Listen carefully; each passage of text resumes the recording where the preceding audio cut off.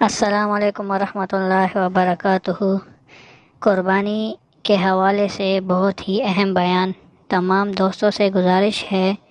کہ اس بیان کو سنیے کیونکہ قربانی کے حوالے سے ہے۔ حضرت مولانا عباد اللہ صاحب والسلام۔ آ رہی اللہ کی مان کے چلو، اللہ کا حکم ہے قربانی کرو، اللہ کے حکم ہے اگر ایک آدمی 1 کروڑ روپے صدقہ کر دے،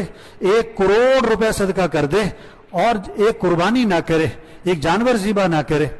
15-20 ہزار کا بھی کچھ چھوٹا موٹا بکرا آ ہی جاتا ہے نا،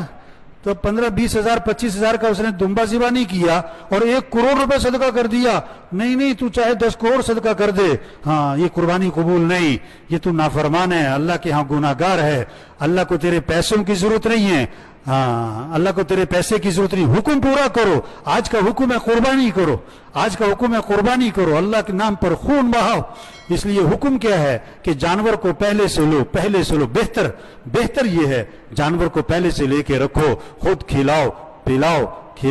پلاؤ تاکہ انس ہو جائے، محبت ہو جائے، وہ آپ کو پہچانے، آپ اس کو پہچانو، آپ کو اس سے انس ہے، اس کو آپ سے انس ہے،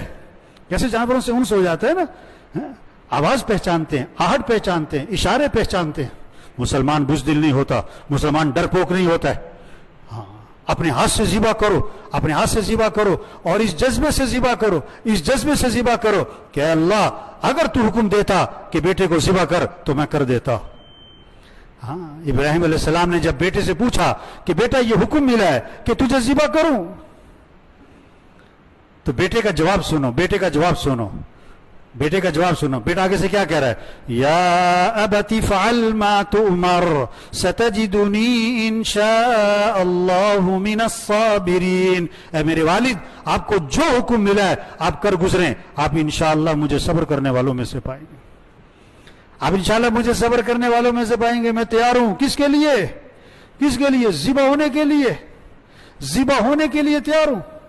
ہاں، اور بیٹا ابا سے کہہ رہا ہے کہ ابا ذرا آنکھوں پہ پٹی باندھ لیں، ہاں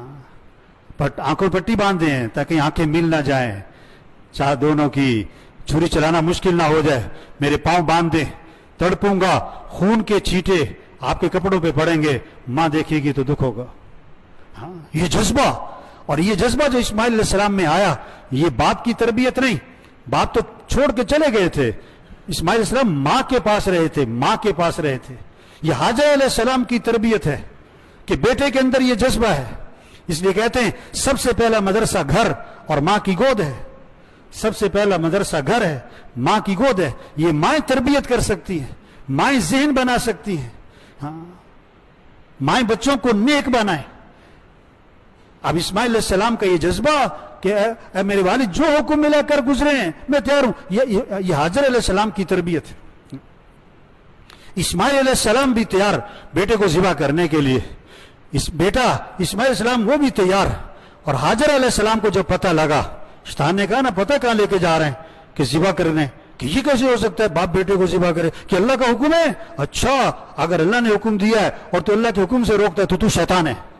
حاجر علیہ السلام بھی تیار۔ دنیا میں 3 طبقے ہیں، مرد اور عورت اور بچے، ان تینوں طبقوں میں یہ جذبہ آ جائے، ہمیں کس کو راضی کرنا ہے؟ ہمیں کس کی مان کے چلنی ہے؟ ہمیں کس کے حکم کو پورا کرنا ہے؟ ہم ہر چیز قربان کریں گے، اللہ کا حکم قربان۔ یہ جذبے کی یاد دہانی عید الاضحیٰ آ رہی ہے۔ عباد اللہ صاحب کی کارگزاری سنی اس بیان میں، جو کہ انہوں نے صاف بتا دیا ہے کہ چاہے آپ لوگ صدقہ کریں 1 کروڑ کا، 2 کروڑ کا، 10 کروڑ کا، وہ قبول نہیں ہوتا جب تک آپ قربانی نہ کریں، کیونکہ قربانی اللہ کی طرف سے حکم ہے اور دعوت ابراہیمی کو پورا کرنا ہے۔ تو سب دوست اسی طرح کریں۔